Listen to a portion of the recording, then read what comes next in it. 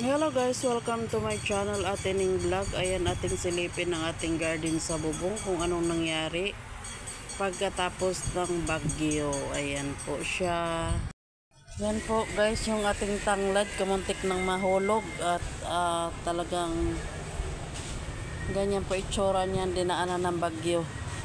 Ayan o, sira-sira na. At saka ang ating markot doon natumba. Ayan. Pero tingnan nyo guys, ang ating kalamansi. Puno ng bunga.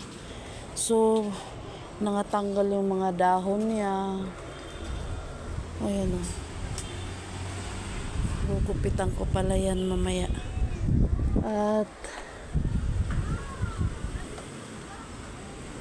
ayan o. Sobrang dami siyang bunga guys. Naubos kasi yung dahon niya ng lagas. Dahil sa lakas ng hangin, ang ating tanim na natumba rin itong aking lupa. Ang aking saan na ba yung aking sandok doon? Malayo. Ang aking walang nangyari sa kamatis guys, nasira. At ang ating markot din natumba.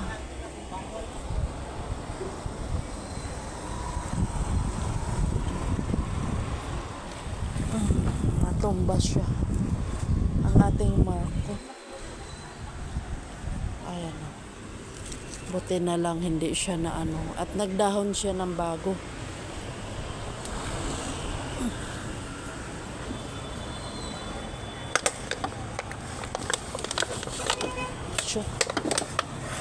Buti hindi nahulog to. Ito dapat papatayin ko na to kasi marami ng bago oh. Ayan siya. So, at ang ating luya lumalago. Ang ating markot okay pa din siya. So, nag 3 weeks na to siya guys. Ayan. Sa August ko niyan bubuksan kung may na siya ugat. So ang ating tanim na markot na kalamansi is successful.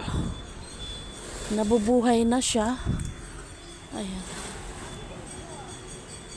Lumago din ang ating panibagong tanim na ano ba tawag dito? Ginger, kunluya. Ayan, malago na siya guys. Nahiyang siya doon sa iusod natin kasi sa hangin. So ito po ang ating tanim guys. Namumulaklak na po ito siya. Pero sobrang lakas lang kasi ng hangin nangatanggal. Ayan o. Namumulaklak na ulit siya. At hindi nalalagas yung mga bunga niya. Na to siya? Almost 1 month na. 3 weeks na to siya. Patuloy yung kanyang bunga. Hindi siya nangalagas. At saka yung may bulaklak na rin siya. Ano ba yan? Yan. Namumulaklak na siya. Yan. Panibagong bulaklak niya. So, buhay na siya. At hindi lang siya na dahil sa sobrang maulan at sabi ko ililigpit ko nga to kasi sobra na siyang pero ayan yung ugat niya lumalabas. So okay na siya. Successful yung ating first markot. Ayan. Parang malabo yung aking camera. Successful siya. Ang kanyang mga bunga sa sobrang hangin at ulan guys. Ayan, buhay pa din siya, malago. Hala, may uod guys. Ayan, may uod. Ayan uod po yan. Tanggalin natin. Tapon natin. Kasi yan ang kumakain ng dahon niya. Kinakain yung dahon. Hindi ko lang nadala yung gunting. Gugupitin ko sana yung mga excess niyang sanga. Ayan yung panibago niyang bunga Yay! Ayan po Cute. So yan, lumalaki na yung mga bunga niya, lumalaki na. So yun lang po guys, ang ating update sa ating bagong markot. At successful po siyang buhay na buhay. So, ayan o. Ang ating pinagkukuhanan din ng markot guys, ito po siya. Sobrang daming bunga.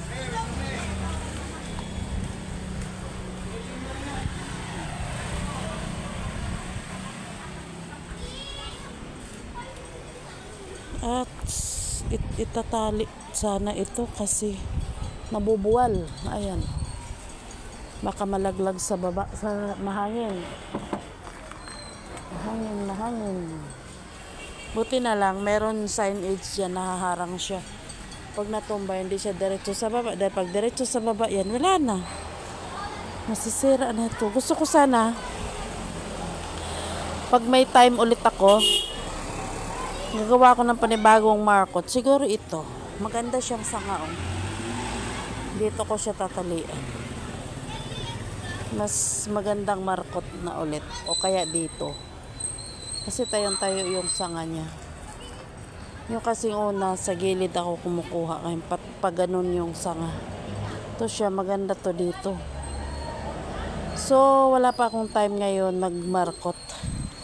At meron pa tayong inaantay na markot na yan na mag-ano siya, magdahon, mag-ugat pala.